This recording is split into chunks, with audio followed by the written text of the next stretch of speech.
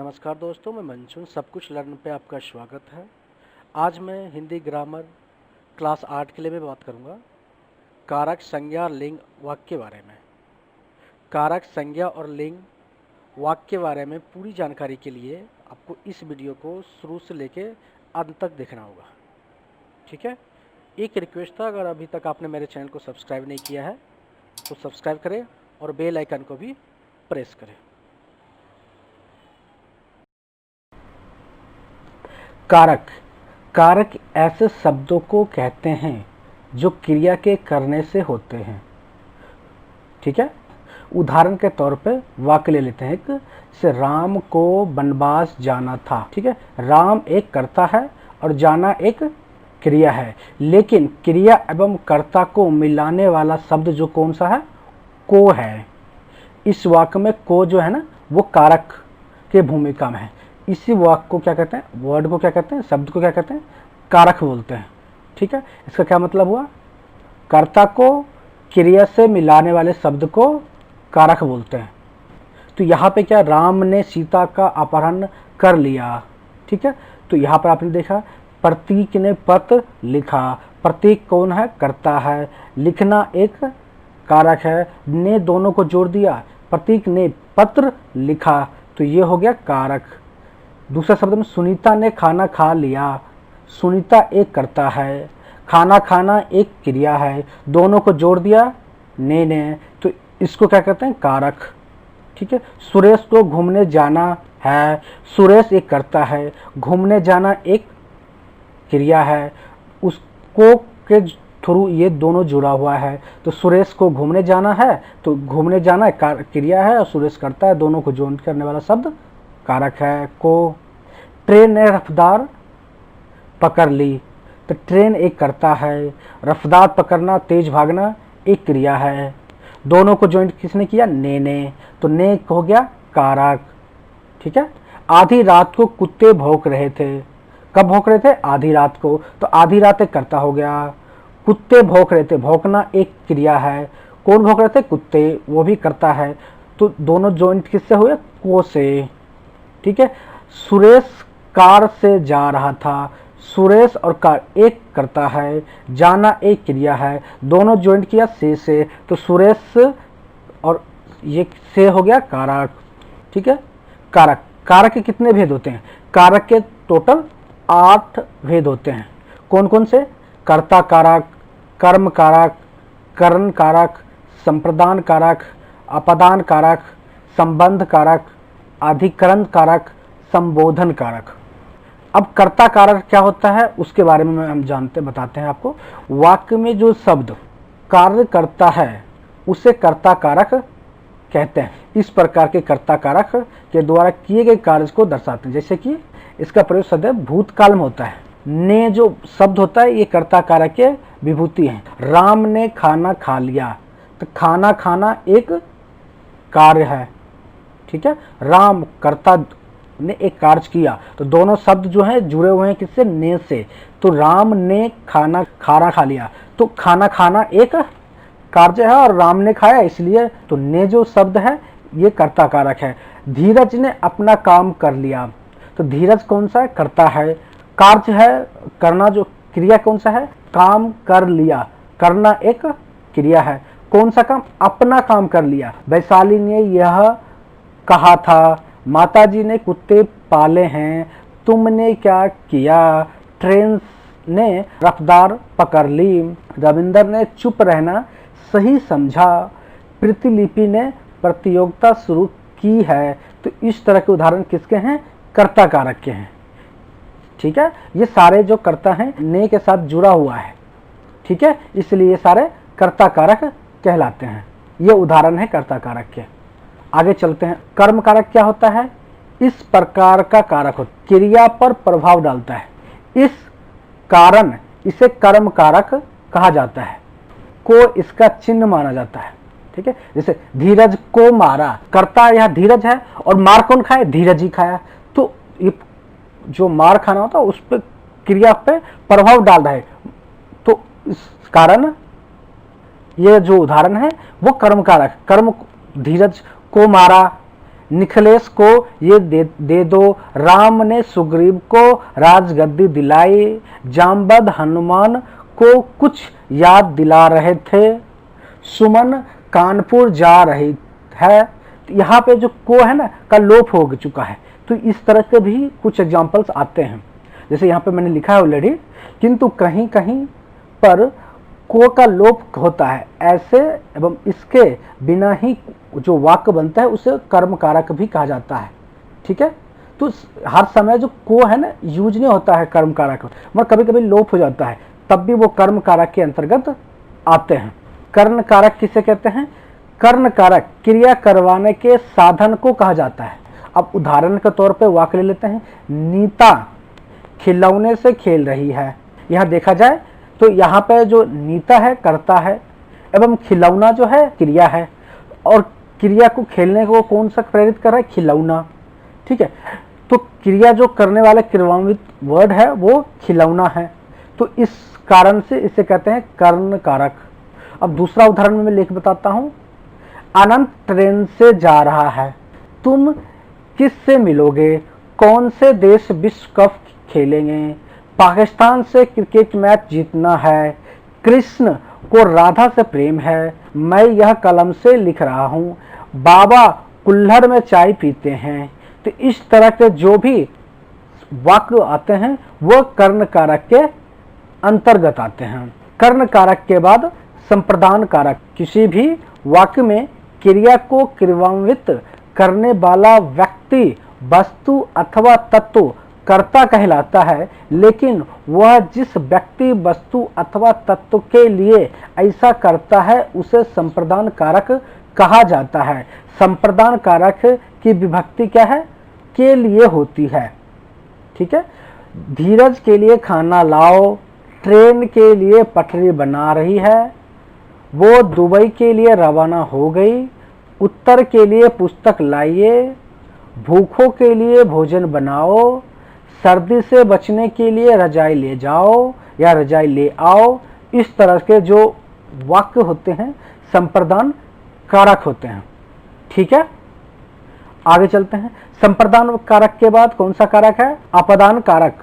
अपदान कारक किसी वस्तु से किसी अन्य वस्तु के विभाजन का बोध कराता है। एक वस्तु दूसरे वस्तु के विभाजन का बोध कराता है, उसे कहते हैं आपादान कारक। उदाहरण के तौर पे मैं बताता हूँ, पेड़ से फल गिरा, पेड़ अलग है फल अलग है, पर फल गिर गया, तो ये हो गया आपादान कारक के अंदर में इस तरह के वाक्य आते हैं। जैसे कि मैं आपको बता दूं, नल से पानी गिर रहा है, मेरा घर वाहन वहां से दूर है।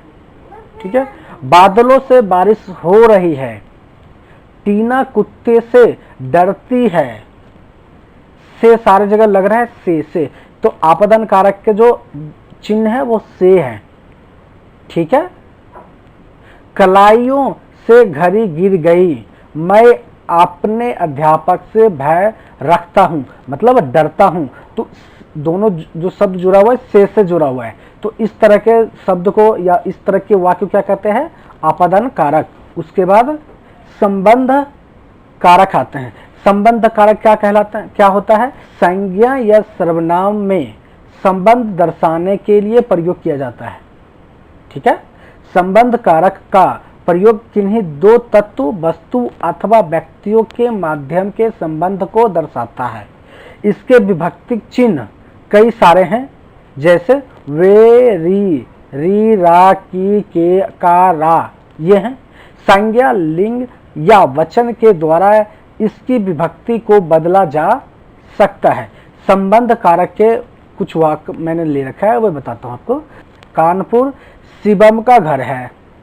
ठीक है, किसका घर है? शिवम का, तो का हो गया संबंध कारक, दोनों संबंध जुड़ा हुआ है। ठीक है, वह मेरा पुत्र है, उसके सर में दर्द है, तो दर्द और सर दोनों एक ही आदमी को हो रहा है, तो दोनों संबंध एक दूसरे को जुड़ रहा है, इसको कहते हैं संबंध कारक। ट्रेन की रफ्तार बहुत तेज है, मैं हिंदी का कवि हूँ, वह सुरेश की कलम है, वह माही का बल्ला है, खेतों के मालिक आ रहे हैं। तो इस तरह के जो वाक्य आते हैं वो संबंध कारक के अंतर्गत आते हैं। ठीक है। अब संबंध कारक के बाद चलते हैं आगे। अधिकरण कारक, वाक्य में जिस शब्द द्वारा कर्ता के आधार का बोध हो वह अधिकरण कारक कहलाता है। उदाहरण के तौर पर वाक्य में मैं घर में रहता हूँ, मैं एक कर्ता है, रहना क्रिया है एवं घर में, ठीक है, कर्ता का आधार है। ठीक है, इस कारण से इस तरह के प्रयोग किए गया अधिकरण कारक का विभक्ति चिन्ह मैं हूं। ठीक है, मैं होता है। ठीक है, जैसे निखिलेश ने कलम बैग में रखी, वह शाम को नहर किनारे गया था, मंदिर में दिया जल रहा है, रजाई पलंग पर रखी है, टोकरी में आम रखे हैं, पानीपत में अकबर का युद्ध हुआ था, दराज के अंदर क्या है। तो इस तरह के जो वाक्य आते हैं अधिकरण कारक के अंदर आते हैं। ठीक है, आगे चलते हैं। आगे क्या है, संबोधन कारक। संबोधन कारक का प्रयोग किसी को संबोधित करने के लिए किया जाता है। यह अक्सर चेतावनी देने, पुकारने, ध्यान हटाने के लिए प्रयोग किया जाता है। इसकी विभक्ति चिन्ह क्या है, एक्सप्लेनेशन साइन होता है, की मात्रा माना जाता है। जैसे कि हे किसानों लड़ो अपने हक के लिए, अरे सुनो, पुकारते हैं ना, अरे सुनो यहाँ चले आओ, श्रीमती जी अखबार दीजिए। ध्यान हटाने के लिए क्या, या उसको ऑर्डर दिया आपने, पुकारने पुकारा या मांगा। ठीक है, चेतावनी भी दिया। तो इस तरह से आप संबोधन कारक के अंतर्गत ही आते हैं सारे। सुनिए भैया 2 कप चाय दे दो, माता जी आप वहाँ सो जाइए, आजी आप कहाँ रहेंगे अब, अरे धीरज पढ़ना शुरू करो। इस तरह के जो वाक्य आते हैं संबोधन कारक के अंदर थे। ये कारक के लास्ट भाग थे। संज्ञा उस विकारी शब्द को कहते हैं जिससे किसी विशेष वस्तु, भाव और जीव के नाम का बोध हो, उसे संज्ञा कहते हैं। दूसरे शब्द में कहें तो किसी प्राणी, वस्तु, स्थान, गुण, भाव के नाम को ही संज्ञा कहते हैं। जैसे प्राणी के नाम में एग्जाम्पल लेता हूँ, मोर, घोड़ा, अनिल, किरण, जवाहरलाल नेहरू इत्यादि। ये सारे जो है ना प्राणी के नाम हैं। जैसे वस्तु के नाम में आते हैं, वस्तु के नाम में जैसे अनार, रेडियो, किताब, संदूक इत्यादि, ये वस्तु के नाम हैं। स्थान के नाम में कहते हैं कुतुब मीनार, नगर, भारत, मेरठ, और भी बहुत सारा जगह के नाम है, पटना, हैदराबाद, मद्रास। इस तरह के जो जगह के नाम हैं उसको क्या कहते हैं, वो भी एक संज्ञा है। भाव के नाम को भी संज्ञा कहते हैं, जैसे वीरता, बुढ़ापा, मिठास इत्यादि। इस तरह के वस्तु के नाम, प्राणी के नाम, स्थान के नाम, भाव, गुण इत्यादि जिसका बोध हो उसको संज्ञा कहते हैं। ये डिफिनीशन में लिखा हुआ है, बाकी ये एग्जाम्पल्स हैं। ठीक है, आगे चलते हैं। आगे क्या है, संज्ञा के कितने प्रकार के होते हैं, संज्ञा देखते हैं। संज्ञा कितने प्रकार के होते हैं, मुख्यतः ये 3 प्रकार की ही संज्ञा होती है, परंतु जातिवाचक संज्ञा के 2 और प्रकार होते हैं, जिसकी वजह से संज्ञा के 2 और प्रकार बढ़ जाते हैं और इसके 5 प्रकार के होते हैं। व्यक्तिवाचक संज्ञा, जातिवाचक संज्ञा, भाववाचक संज्ञा, समूहवाचक संज्ञा और द्रव्यवाचक संज्ञा। ठीक है, व्यक्तिवाचक संज्ञा, जातिवाचक संज्ञा, भाववाचक संज्ञा, समूहवाचक संज्ञा और द्रव्यवाचक संज्ञा। ठीक है, आगे चलते हैं। अब इसके जो टाइप हैं या जितने प्रकार के संज्ञा हैं उसके बारे में मैं बात करता हूँ आगे। व्यक्तिवाचक संज्ञा में क्या है, जिस शब्द से किसी एक वस्तु या व्यक्ति का बोध होता है उसे व्यक्तिवाचक संज्ञा कहते हैं। जैसे रमेश, महेश, गंगा, हिमालय। रमेश एक व्यक्ति का बोध होता है, महेश भी व्यक्ति का बोध होता है, गंगा एक व्यक्ति का बोध है, हिमालय भी एक टाइप के व्यक्ति हैं। ठीक है, व्यक्तिवाचक संज्ञा में व्यक्तियों, दिशाओं, देशों, राष्ट्रीयता, समुद्रों, नदियों, पर्वतों, सड़कों, पुस्तकों, समाचार पत्रों, घटनाओं, दिन, महीनों, त्यौहार, उत्सवों इत्यादि के स्थान दिया जाता है। ठीक है। उदाहरण श्याम, सुरेश, उत्तर, दक्षिण, पूर्व, पश्चिम, भारत, भारतीय, हिंदू, महासागर, हिमालय, दिल्ली, त्रिदेव, दैनिक जागरण, मई, बुधवार, होली, दिवाली जैसे शब्द व्यक्तिवाचक शब्द हैं। जिस शब्द से एक ही प्रकार की वस्तुओं, व्यक्तियों तथा प्रवृत्तियों का बोध हो उसे जातिवाचक संज्ञा कहते हैं। संबंधियों, व्यवसायों, पदों तथा कार्यों, पशु पक्षियों, वस्तुओं तथा प्राकृतिक तत्व के नाम जातिवाचक संज्ञा के अंतर्गत आते हैं। उदाहरण के तौर पर भाई, बहन, प्रोफेसर, मनुष्य, नदी, घोड़ा, गाय, पशु, वर्षा, ज्वालामुखी, राजा, मंत्री, कुर्सी, घोड़ा, बनिया, ब्राह्मण, लड़का, नर, नारी, आदमी, औरत, पहाड़, नदी, घाटी, समुद्र, द्वीप, तालाब, अनाज जैसे शब्द जातिवाचक संज्ञा के अंतर्गत आते हैं। भाववाचक संज्ञा किसे कहते हैं? जिस शब्द से किसी व्यक्ति या वस्तु के गुण या धर्म, दशा तथा कार्य व्यापार का बोध होता है उसे भाववाचक संज्ञा कहते हैं। प्रत्येक पदार्थ का अपना एक स्वभाव होता है। मनुष्य का स्वभाव मनुष्यत्व तथा पशु का स्वभाव हरकत पशुत्व कहलाता है। ठीक है। भाववाचक संज्ञा के एक शब्द से एक ही शब्द का बोध होता है। इस कारण से शब्दों का प्रयोग उसके उसी रूप में होता है। बहुवचन के प्रयोग संभव नहीं होते हैं। उदाहरण के तौर भाववाचक संज्ञा के उदाहरण के तौर पे लंबाई, नम्रता, चाल, समझ, मनुष्यत्व, देवत्व, पुरुषत्व, अपमान, बंधुत्व, मर्दाना, शीतलता, मिठास, तीखापन, बुढ़ापा, मित्रता, गर्मी, सर्दी, निजित्व, मित्रता, पढ़ाई, लड़ाई, कराई, प्रहार इत्यादि भाववाचक संज्ञा के उदाहरण हैं। कौन सा है? समूहवाचक संज्ञा। जिस शब्द से वस्तु अथवा व्यक्ति के समूह अथवा बहुलता का बोध हो उसे समूहवाचक संज्ञा कहते हैं। जैसे सभा, दल, संघ, गुच्छा, कुंज इत्यादि शब्दों समूह का बोध होता है। उदाहरण के तौर पर मेला, भीड़, बाजार, प्रदर्शन, रैली, सेना, जुलूस, पार्टी, कुंज, धौध, जमावड़ा, सैलाब, युद्ध, समुदाय, हुजूम, सेना, झुंड, गिरोह इत्यादि समूहवाचक संज्ञा के उदाहरण हैं। ठीक है। आगे चलते।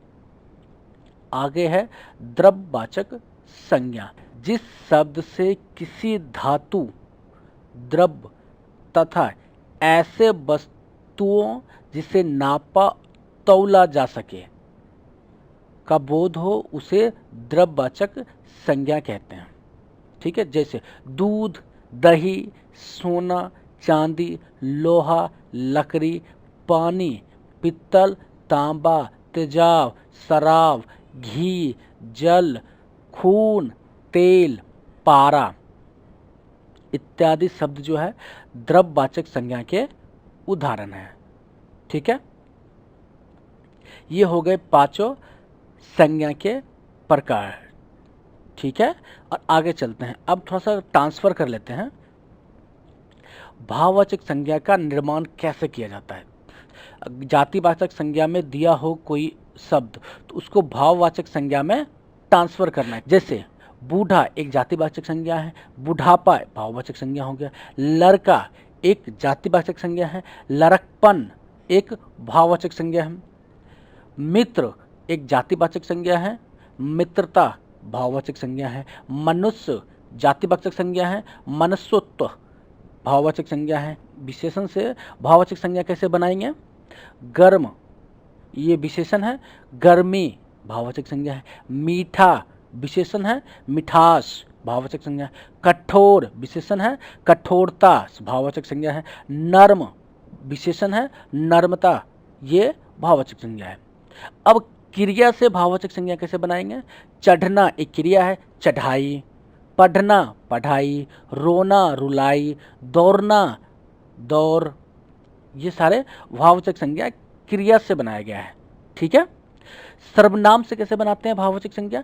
अपना अपनाना, निज निजित्व, ये सर्वनाम था और इसको भाववाचक संज्ञा में का निर्माण किया गया। ठीक है। अवव्य से कैसे बनाते हैं भाववाचक संज्ञा? दूर दूरी, समीप समीपत्व, इस तरह से आप भाववाचक संज्ञा का निर्माण कर सकते हैं। अगला क्या है? अगला देख लेते हैं। अगला है संज्ञा का रूप परिवर्तन। संज्ञा के प्रयोग में कभी कभी परिवर्तन भी होता है। जातिवाचक संज्ञा व्यक्तिवाचक संज्ञा के रूप में, व्यक्तिवाचक संज्ञा जातिवाचक संज्ञा के रूप में तथा भाववाचक संज्ञा का जातिवाचक संज्ञा के रूप में प्रयोग देखने को मिलता है। संज्ञा का रूप परिवर्तन, जैसे जातिवाचक संज्ञा हो वो व्यक्तिवाचक संज्ञा में कभी कभी हो जाता है प्रयोग, और व्यक्तिवाचक संज्ञा का जो अगर हो तो जातिवाचक संज्ञा में हो जाता है प्रयोग, तथा भाववाचक संज्ञा में हो तो जातिवाचक में हो जाता है प्रयोग कभी कभी। वो उदाहरण के लिए मैं बताता हूँ। जैसे देवी एक जातिवाचक संज्ञा है, से दुर्गा बना दो तो दुर्गा एक व्यक्तिवाचक संज्ञा है, गोस्वामी एक जातिवाचक संज्ञा है, तुलसी एक तुलसीदास, गोस्वामी तो जातिवाचक संज्ञा है और तुलसीदास व्यक्तिवाचक संज्ञा, भीम व्यक्तिवाचक संज्ञा है। इसका प्रयोग कहीं जगह वीर के रूप में भी होता है, तो ये वीर जो होता है, भीम मतलब वीर होता है, वीर जातिवाचक संज्ञा के रूप में प्रयोग होता है। पहलवान भाववाचक संज्ञा है, इसका प्रयोग वस्त्र जातिवाचक संज्ञा में होता है। संज्ञा के रूप लिंग वचन तथा कारक चिन्ह के रूप में बदलते हैं। जैसे लड़का खाता है, लड़की खाती है, लिंग के आधार पर भी संज्ञा का परिवर्तन हो गया। लड़का खाता है, लड़के खाते हैं, वचन के आधार पर परिवर्तन हो गया। इसमें एक वचन है, लड़का एक है, बहुवचन हो गए लड़के। लड़का लिंग है, पुरुष लिंग है, और लड़की स्त्रीलिंग है। लड़का खाना खाता है, लड़के ने खाना खाया, कारण चिन्ह के आधार पर परिवर्तन हो गया संज्ञा का। आपने देखिए संज्ञा के रूप परिवर्तन आपने देख लिया। आगे चलते हैं।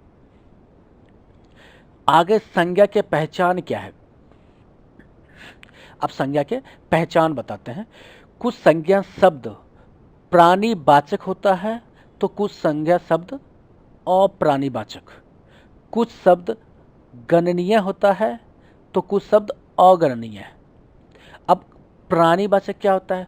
वो शब्द जिससे किसी सजीव वस्तु का बोध हो, जिसमें प्राण हो, उसे प्राणीवाचक संज्ञा कहते हैं। जो सजीव वस्तु होता है उसे प्राणीवाचक संज्ञा कहते हैं, जो निर्जीव वस्तु होता है उसे अप्राणीवाचक संज्ञा कहते हैं। अब प्राणीवाचक संज्ञा में लड़का गाय रमेश, लड़का सजीव है, गाय एक सजीव जानवर है, और रमेश एक आदमी का नाम है, इसका मतलब वो भी सजीव है। ये सारे सजीव हैं, इसलिए प्राणीवाचक संज्ञा में आते हैं। अप्राणीवाचक में जिसमें असजीव को, जिस वस्तु में प्राण ना हो वो अप्राणीवाचक संज्ञा कहलाती है। जैसे मेज, रेलगाड़ी, मकान, पुस्तक, पर्वत, ये सारे जो हैं अप्राणीवाचक संज्ञा हैं, ये सजीव नहीं है।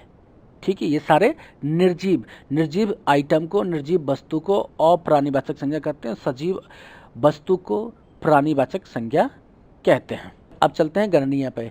गणनीय जिस व्यक्ति, वस्तु, पदार्थ आदि की गणना की जा सकती है वह शब्द गणनीय कहलाएगा। गिनती हो सके, जिसको हम तौल सके, या जिसको हम 100 लड़के हैं, 500 लड़के हैं, पुस्तक 500 पुस्तकें हैं, भवन 400 भवन हैं, गाय 350 गाय हैं, केले 2 दर्जन हैं।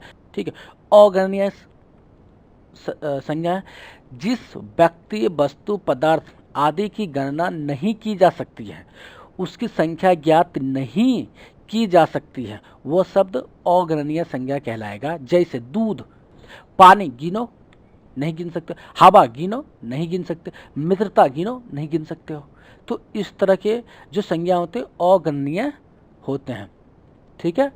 आगे चलते हैं। लिंग क्या है? संज्ञा के जिस रूप से व्यक्ति या वस्तु की नर या मादा जाति का बोध हो उसे हिंदी व्याकरण में लिंग कहते हैं। दूसरे शब्द में कहें तो संज्ञा शब्द के जिस रूप से उसके पुरुष या स्त्री जाति होने का पता चलता है उसे लिंग कहते हैं, या सरल शब्दों में कहें शब्द की जाति को लिंग कहते हैं। पुरुष जाति जैसे बैल, बकरा, मोर, मोहन, लड़का आदि। स्त्री जाति जैसे गाय, बकरी, मोरनी, मोहनी, लड़की आदि। इस तरह को शब्द जो होते हैं उसको दो पार्ट में डिवाइड किया जाता है, दो पार्ट में, एक पुरुष जाति में और एक स्त्रीलिंग जाति में। जिससे जाति का बोध होता है उसे लिंग कहते हैं। ठीक है। हिंदी व्याकरण में लिंग के दो भेद होते हैं, पहला पुल्लिंग, दूसरा स्त्रीलिंग। जिन संज्ञा शब्दों से पुरुष जाति का बोध होता है उसे पुल्लिंग कहते हैं।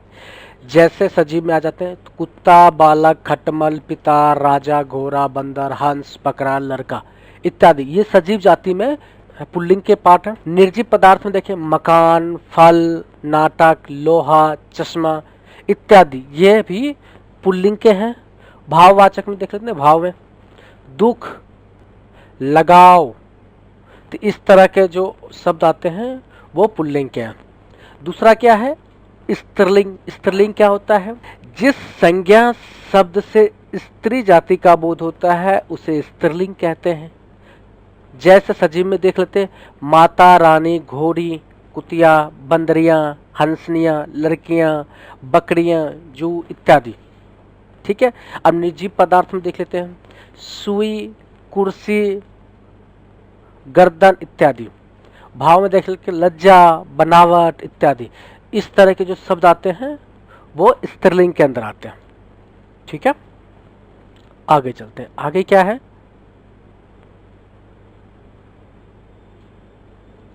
पुल्लिंग की पहचान कैसे करेंगे? ठीक है, हम आपको बताते हैं पुल्लिंग का पहचान। जैसे कुछ संज्ञा जो होते हैं वो पुल्लिंग होते हैं, जैसे कि खटमल, भेड़िया, खरगोश, चीता, मच्छर, पक्षी इत्यादि। ये सारे शब्द संज्ञा हैं और ये पुल्लिंग के पार्ट हैं। अब समूहवाचक संज्ञा में देख लेते हैं मंडल, समाज, दल, समूह, वर्ग, ये सारे पुल्लिंग हैं। ठीक है। भारी और बेडौल वस्तु में देख लेते हैं जूता, रस्सा, लोटा, पहाड़ इत्यादि, ये सारे पुल्लिंग है। दिनों के नाम में देख लेते हैं सोमवार, मंगलवार, बुधवार, वीरवार, शुक्रवार, शनिवार और रविवार, ये सारे पुल्लिंग शब्द हैं। महीने के नाम देख लेते हैं फरवरी, मार्च, चैत, बैसाख, ठीक है, आदि, ये सारे पुल्लिंग नाम है। ठीक है। अपवाद में जनवरी, मई और जुलाई स्त्रीलिंग है। ठीक है। पर्वत के नाम में देख लेते हैं Himalaya, Vindhyachal, Satpura, Alps, Ural, Kanchenjunga, Everest, Fujiyama आदि। ठीक है। देशों का नाम देख लेते हैं भारत, चीन, ईरान, अमेरिका, ये सारे पुल्लिंग हैं। नक्षत्रों व ग्रहों के नाम देख लेते हैं सूर्य, चंद्र, राहु, शनि, आकाश, बृहस्पति, बुध, ये सारे पुल्लिंग हैं। धातु में देख लेते हैं सोना, तांबा, पीतल, लोहा, ये सारे पुल्लिंग हैं। वृक्षों में देख लेते हैं अमरूद, केला, शीशम, पीपल, देवदार, चिनार, बरगद, अशोक, पलाश, आम आदि, ये सारे पुल्लिंग शब्द हैं। अनाजों के नाम में देख लेते हैं गेहूं, बाजरा, चना, जौ, ये सारे पुल्लिंग शब्द हैं। ठीक है। और अपवाद में देख लेते हैं मक्की, ज्वार, अरहर, मूंग, ये सारे स्त्रीलिंग हैं। रत्नों के नाम में देख लेते हैं नीलम, पुखराज, मूंगा, माणिक्य, पांत्रा, मोती, हीरा, ये सारे रत्नों के नाम है और ये सारे पुल्लिंग शब्द हैं। फूलों के नाम में गेंदा, मोतिया, कमल, गुलाब, ये सारे पुल्लिंग शब्द हैं। देशों के नगरों के नाम में दे देते दिल्ली, लंदन, चीन, रूस, भारत, ये सारे पुल्लिंग है। द्रव पदार्थ के नाम में देख लेते हैं, शरबत, दही, दूध, पानी, तेल, कोयला, पेट्रोल, घी आदि ये सारे पुल्लिंग शब्द हैं। और स्त्रीलिंग कौन सा है, चाय, कॉफी, लस्सी, चटनी, ये सारे स्त्रीलिंग शब्द हैं। समय के नाम पर देख लेते हैं, घंटा, पल, क्षण, मिनट, सेकेंड, ये सारे पुल्लिंग शब्द हैं। द्वीप के नाम में देख लेते हैं, अंडमान निकोबार, जावा, क्यूबा, न्यू फाउंडलैंड आदि ये सारे द्वीप के नाम है और ये सारे पुल्लिंग शब्द हैं। सागर के नाम में देख लेते हैं, हिंद महासागर, प्रशांत महासागर, अरब सागर, ये सारे पुल्लिंग शब्द हैं। ठीक है, पुल्लिंग महासागर है। वर्णमाला में देख लेते हैं, क, ख, ग, घ, त, थ, अ, आ, उ आदि जो शब्द हैं ये सारे पुल्लिंग है। और स्त्रीलिंग कौन है, ई, बड़ी ई, री, ये सारे स्त्रीलिंग है। ठीक है, शरीर के अंग के बारे में देख लेते हैं, कौन सा शब्द पुल्लिंग है, कौन सा शब्द स्त्रीलिंग है। देख लेते हैं, हाथ, पैर, गला, अंगूठा, कान, सिर, मस्तक, मुंह, घुटना, हृदय, दांत, ये सारे पुल्लिंग है। जीभ, आंख, नाक, उंगलियां, ये सारे स्त्रीलिंग है। ठीक है, आगे चलते हैं। अक्रांत संज्ञा क्या, जो शब्द आते हैं जैसे गुस्सा, चश्मा, पैसा, छाता, ये सारे पुल्लिंग है। दान, खाना, बाला आदि ये अंत में होने वाला है। जो अधिकतर शब्द पुल्लिंग होते हैं जैसे खंदान, पिकदान, दवाखाना, जेल खाना, दूध वाला, घी वाला, ये सारे पुल्लिंग शब्द हैं। ठीक है, अ, आ, आव, पा, पन, क, त, आबा तथा औरा से अंत होने वाले संज्ञा पुल्लिंग होते हैं। जैसे औ से जैसे खेल, रेल, बाग, हार, यंत्र। आ से जैसे लोटा, मोटा, छोटा, घोटा, घोरा, हीरा इत्यादि। आप से जैसे पुलबाव, द्वाराव, बहाव, फैलाव, झुकाव। पा से बुढ़ापा, मोटापा, पुजापा, इस तरह से जो शब्द होते हैं वो पुल्लिंग के में आता है। पन से देख लेते हैं, लड़कपन, अपनापन, बचपन, सीधापन, टेढ़ापन। तो ये सारे शब्द जो हैं वो पन से होता है, जिसके लास्ट में पन होता है और ये पुल्लिंग होता है। क में देख लेते हैं, लेखक, गायक, बालक, नायक इत्यादि, ये सारे शब्द पुल्लिंग होते हैं। तो से देख लेते हैं, ममत्व, पुरुषत्व, स्त्रीत्व, मनस्वत्व, ये सारे शब्द पुल्लिंग के अंदर आता है। आवा में देख लेते हैं, हुलावा, छलावा, दिखावा, चढ़ावा इत्यादि, ये शब्द हैं पुल्लिंग है। ठीक है, औरा से देख लेते हैं, पकौड़ा, हथौड़ा, तो ये सारे शब्द जो होते हैं ना पुल्लिंग होता है। मच्छर, गेंडा, कौवा, भालू, तोता, गिदर, जिराफ, खरगोश, जेवरा आदि सदैव पुल्लिंग होते हैं। ठीक है, कुछ प्राणीवाचक शब्द जो सदैव पुरुष जाति का बोध कराते हैं जैसे बालक, गिद्दर, कौवा, कवि, साधु इत्यादि, ये सारे पुल्लिंग होते हैं। ठीक है, आपने देख लिया पुल्लिंग कैसे पहचान सकते हैं। 25 रूल मैंने बताया है, वो 2500 आपको याद हो जाएगा तो आप पुल्लिंग आसानी से आप समझ सकते हैं। आप चलते हैं स्त्रीलिंग के बारे में।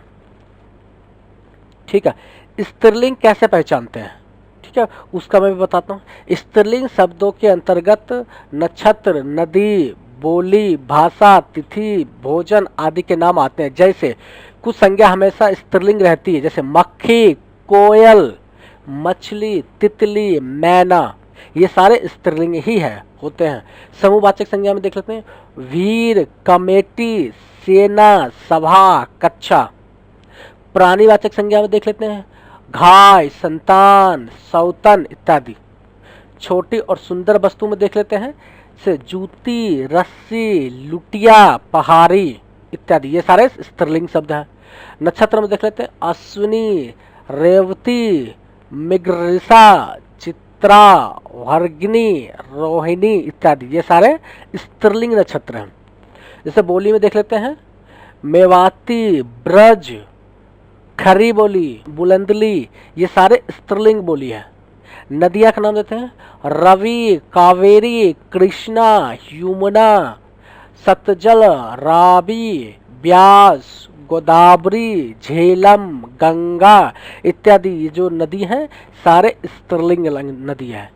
भाषाओं लिपियों के नाम देख लेते हैं, देवनागरिक, अंग्रेजी, हिंदी, फ्रांसीसी, अरबी, फारसी, जर्नल, बंगाली इत्यादि ये सारे स्त्रीलिंग है। पुस्तकों का नाम है कुरान, रामायण, गीता, ये सारे स्त्रीलिंग है। तिथियों का नाम देख लें, पूर्णिमा, अमावस्या, एकादशी, चतुर्थी, प्रथमा इत्यादि ये सारे स्त्रीलिंग है।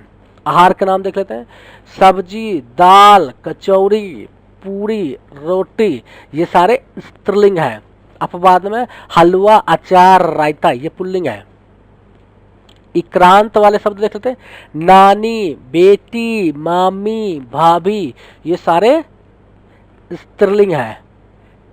ठीक है, दूसरा देख लेते हैं, आ, ता, आई, आवट, या, आहट आदि प्राय लगाकर भी लगातार भी स्त्रीलिंग शब्द बनते हैं। जैसे आ से लेते भाषा, कविता, प्रजा, दया, विद्या, ये सारे आ से बनते हैं और ये सारे स्त्रीलिंग हैं।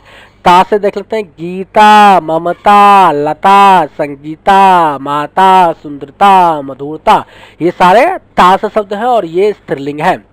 आई से देख लेते हैं, सगाई, मिठाई, घुनाई, पिटाई, धुलाई इत्यादि, ये सब आई से बनता है और ये सारे स्त्रीलिंग शब्द है। आवट से देख लेते हैं, सजावट, बनावट, खिलावट, सटावट, ये सारे आवट से बनता है और इसलिए सारे स्त्रीलिंग शब्द है।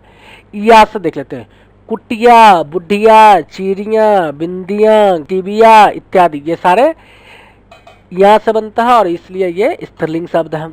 आहट से देख, चिल्लाहट, घबराहट, चिकनाहट, कवराहट, ये सारे आहट से बनते हैं।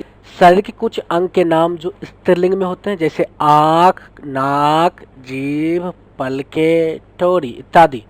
कुछ आभूषण और परिधान भी स्त्रीलिंग होते हैं, जैसे साड़ी, सलवार, चुंदरी, धोती, टोपी, पैंट, कमीज, पगड़ी, माला, चूड़ी, बिंदी, कंघी, नथ, अंगूठी, हौसली आदि। मसाले जो होते हैं वो भी स्त्रीलिंग में आते हैं, जैसे दालचीनी, लौंग, हल्दी, मिर्ची, धनिया, इलायची, अजवाइन, सौंफ, चिरौंग, चीनी, कलौजी, चाय, कॉफी इत्यादि, ये सारे स्त्रीलिंग है। ठीक है, ये स्त्रीलिंग यही खत्म होता है। ठीक है, आगे कुछ नोट्स में बना रखा हूँ, मैं नोट्स बताता हूँ। ठीक है, नोट्स, हिंदी भाषा में वाक्य रचना में क्रिया का रूप लिंग पर ही निर्भर करता है। यदि कर्ता पुल्लिंग है तो क्रिया की रूप भी पुल्लिंग होगा। यदि कर्ता स्त्रीलिंग है तो क्रिया का जो रूप होगा वो स्त्रीलिंग होगा। ठीक है, ये आपको याद रखना है पूरा। पुल्लिंग और स्त्रीलिंग में वो कर्ता के अनुसार क्रिया बदलती रहती है। ठीक है, अब नीचे कुछ ऐसे शब्द हैं जो स्त्रीलिंग और पुल्लिंग दोनों के रूप में प्रयोग किए जाते हैं, जैसे राष्ट्रपति, उपराष्ट्रपति, प्रधानमंत्री, मुख्यमंत्री, चित्रकार, पत्रकार, प्रबंधक, सभापति, वकील, doctor, secretary, governor, lecturer, professor. ये सारे शब्द जो होते हैं वो पुल्लिंग में भी वही यूज होते हैं और स्त्रीलिंग में भी सेम जगह होते हैं। जैसे बर्फ, मेहमान, शिशु, दोष इत्यादि, इन शब्दों का भी लिंग का परिचय योजन चिन्ह के अथवा क्रिया अथवा विशेषण से मिलता है। ठीक है, लिंग यही खत्म होता है।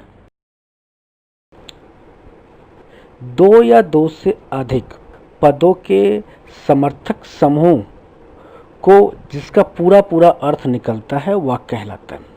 कंडीशन ये कि उस समूह का अर्थ पूरा पूरा अर्थ निकले। ठीक है, तो उसको क्या कहते हैं, वाक्य।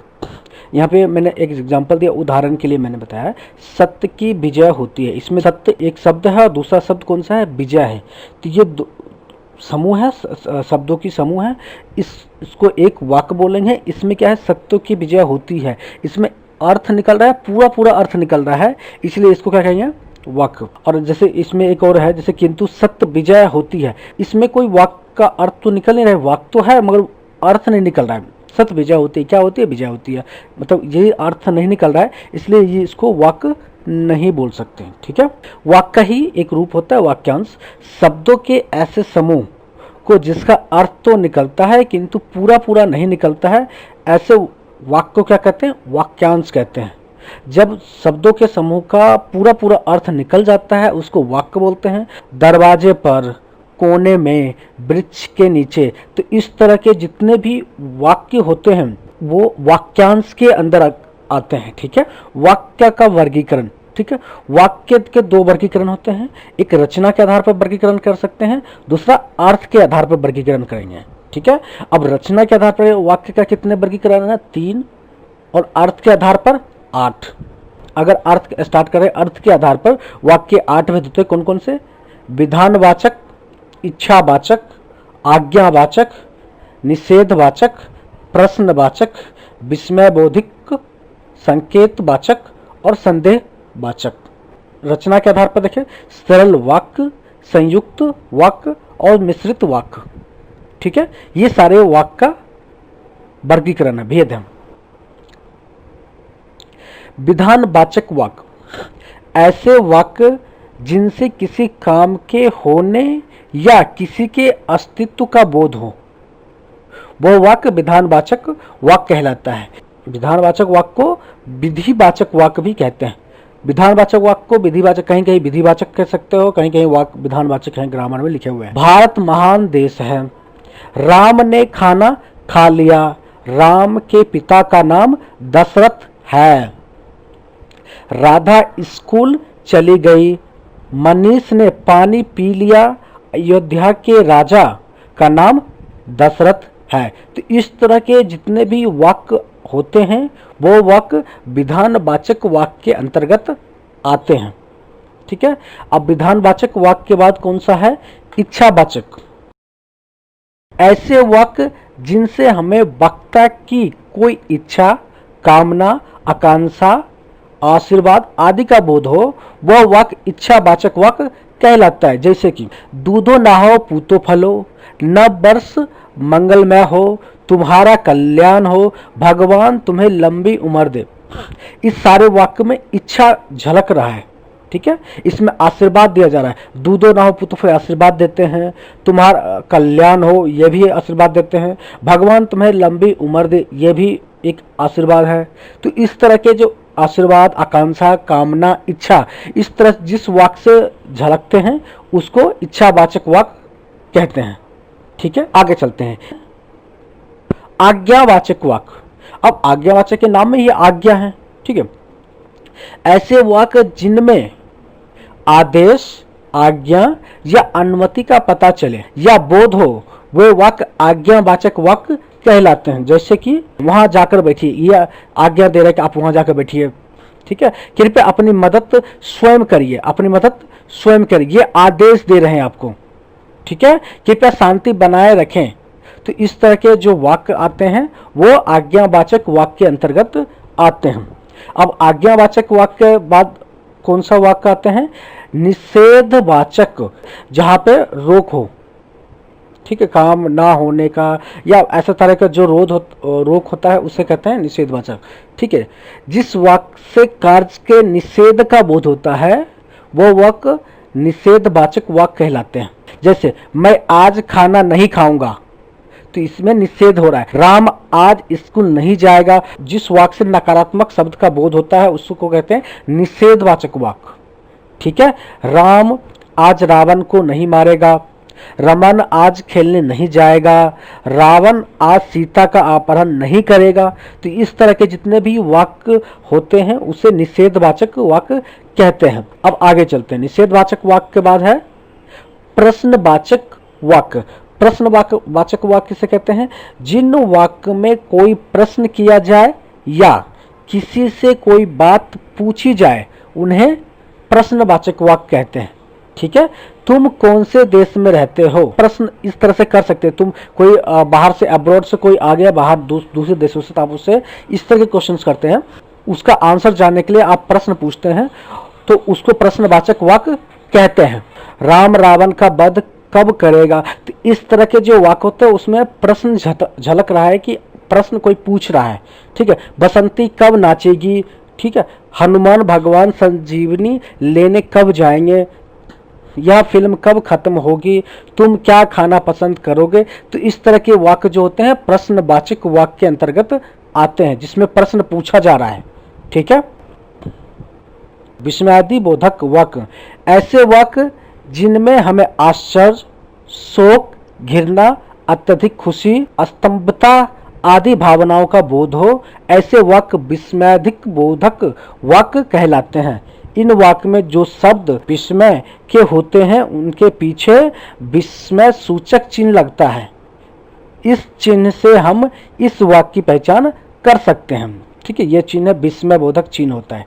ठीक है, ओह कितनी ठंडी रात है, बल्ले हम जीत गए, कहाँ भारत जीत गया, अरे तुम लोग कब पहुंचे। तो इस तरह के जो वाक्य आते हैं विस्मयादि बोधक वाक्य कहलाते हैं। ठीक है, आगे है संकेत वाचक वाक्य, वे वाक्य जिनसे हमें एक क्रिया या का दूसरी क्रिया पर निर्भर होने का बोध हो, ऐसे वाक्य को क्या कहते हैं, संकेत वाचक वाक्य। ठीक है, अगर तुम परिश्रम करते तो आज सफल हो जाते। तो एक क्रिया कौन सा, परिश्रम करना, दूसरा क्या, सफल, एक दूसरे पर निर्भर है यहाँ पे। तो इस तरह के जो वाक्य होते हैं उसे कहते हैं संकेत वाचक वाक्य। अगर बारिश अच्छी होती तो फसल भी अच्छी होती, बारिश खराब तो फसल भी खराब।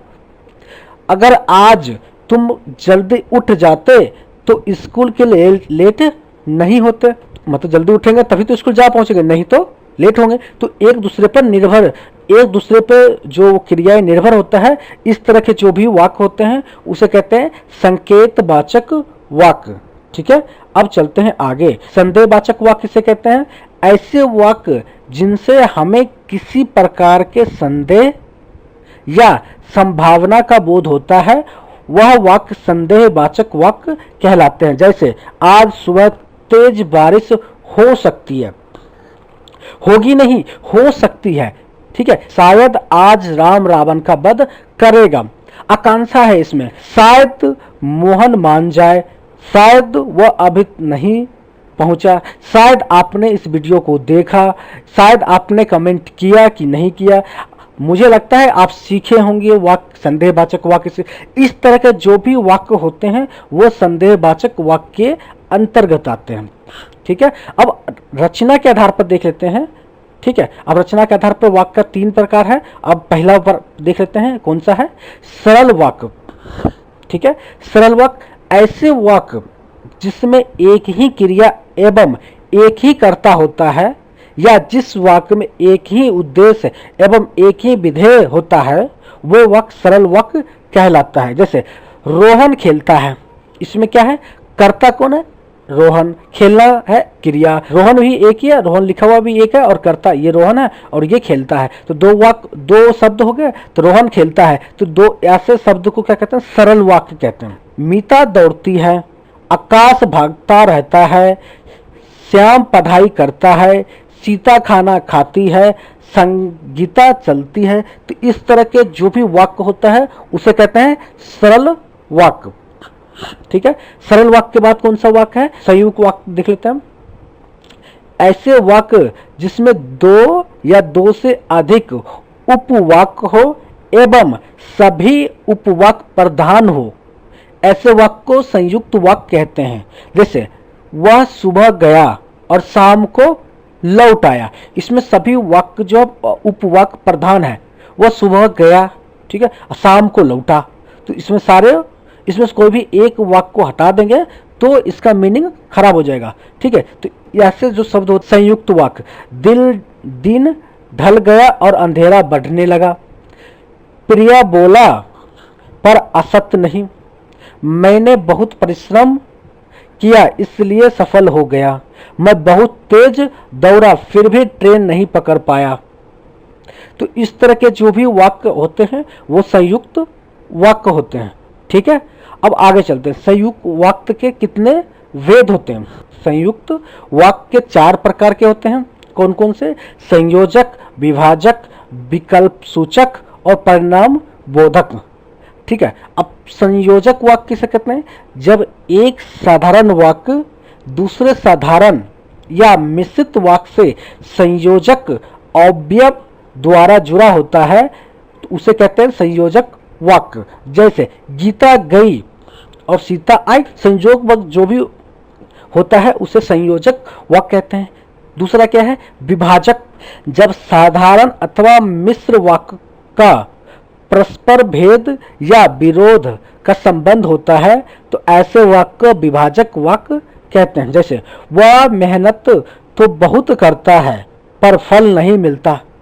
ठीक है, मेहनत करने के बावजूद फल नहीं मिलता है, तो ये मिश्रित वाक्य के अंतर्गत आते हैं। और साधारण वाक्य भी है, मतलब इस दोनों को अलग अलग भी है, तो इसको विभाजन कर रहा है।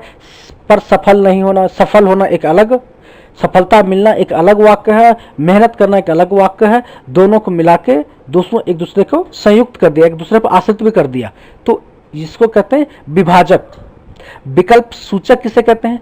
जब दो बातों में से किसी एक को स्वीकार करना होता है तो वैसे वाक्य को विकल्प सूचक, जैसे 4-5 विकल्प दिया हुआ है उसमें से एक विकल्प को चूज करना है तो उसे उस तरह के वाक्य को क्या कहते हैं? विकल्प सूचक वाक्य। जैसे या तो उसे मैं अखाड़े में पछाड़ूंगा या अखाड़े में उतरना ही छोड़ दूंगा। ठीक है, इसमें से 2 विकल्प, वो पछाड़ देगा, उसको हरा देगा अखाड़े में, या वो अखाड़ा छोड़ देगा, दोनों में से एक विकल्प है, विकल्प सूचक वाक्य कहते हैं। ठीक है। परिणाम बोधक। जब एक साधारण वाक्य दूसरे साधारण या मिश्रित वाक्य का परिणाम होता है तो उसे परिणाम बोधक वाक्य कहते हैं। जैसे आज मुझे बहुत काम है इसलिए मैं तुम्हारे पास नहीं आ सकूंगा, तो इस तरह के वाक्य को क्या कहते हैं? परिणाम बोधक। ठीक है, चलते हैं तीसरे पे। तीसरा कौन सा है? मिश्रित वाक्य। ऐसे वाक्य जिनमें सरल वाक्य के साथ साथ कोई दूसरा उपवाक्य भी हो वे वाक्य मिश्रित वाक्य कहलाते हैं। मिश्रित वाक्य की रचना एक से अधिक ऐसे साधारण वाक्यों से होती है जिनमें एक प्रधान वाक्य होता है एवं दूसरा वाक्य आश्रित वाक्य होता है। ठीक है, आश्रित होता है। ठीक है, तो उसे क्या कहते हैं? मिश्रित वाक्य। जो औरत वहां बैठी है वह मेरी माँ है, जो लड़का कमरे में बैठा है वह मेरा भाई है, यदि परिश्रम करोगे तो उत्तीर्ण हो जाओगे, मैं जानता हूं कि तुम्हारे अक्षर अच्छे नहीं बनते। तो इस तरह के जो भी वाक्य होते हैं मिश्रित वाक्य कहते हैं। ठीक है, मिश्रित वाक्य कितने भेद होते हैं? मिश्रित वाक्य 3 भेद होते हैं, 3 प्रकार के मिश्रित वाक्य होते हैं। जैसे संज्ञा उपवाक्य, विशेषण उपवाक्य और क्रिया विशेषण उपवाक्य। संज्ञा उपवाक्य किसे कहते हैं? जब आश्रित उपवाक्य किसी संज्ञा अथवा सर्वनाम के स्थान पर आता है तब वह संज्ञा उपवाक्य कहलाता है। यहां मैं कभी नहीं आऊंगा। ठीक, यहां मैं कभी नहीं आऊं। विशेषण वाक्य जो आश्रित उपवाक्य मुख्य उपवाक्य की संज्ञा शब्द अथवा सर्वनाम शब्द की विशेषता बताता है, विशेषण उपवाक्य कहलाता है। जैसे कि जो घड़ी मेज पर रखी है वह मुझे पुरस्कार स्वरूप मिली है। क्रिया विशेषण उपवाक्य जब आश्रित उपवाक्य प्रधान उपवाक्य की क्रिया की विशेषता बतलाता है तब वह क्रिया विशेषण उपवाक्य कहलाता है। जैसे जब वह मेरे पास आया तब मैं सो रहा था। ठीक है, मैंने वाक्य के सारे टॉपिक कवर कर दिया। ठीक है, अगर वीडियो आपको अच्छा लगा तो इसे लाइक करें और शेयर जरूर करें। वाक्य के बारे में यदि आपका कोई भी सवाल या सुझाव हो तो आप कमेंट बॉक्स में लिख सकते हैं। ठीक है, इस वीडियो को देखने के लिए आपको धन्यवाद।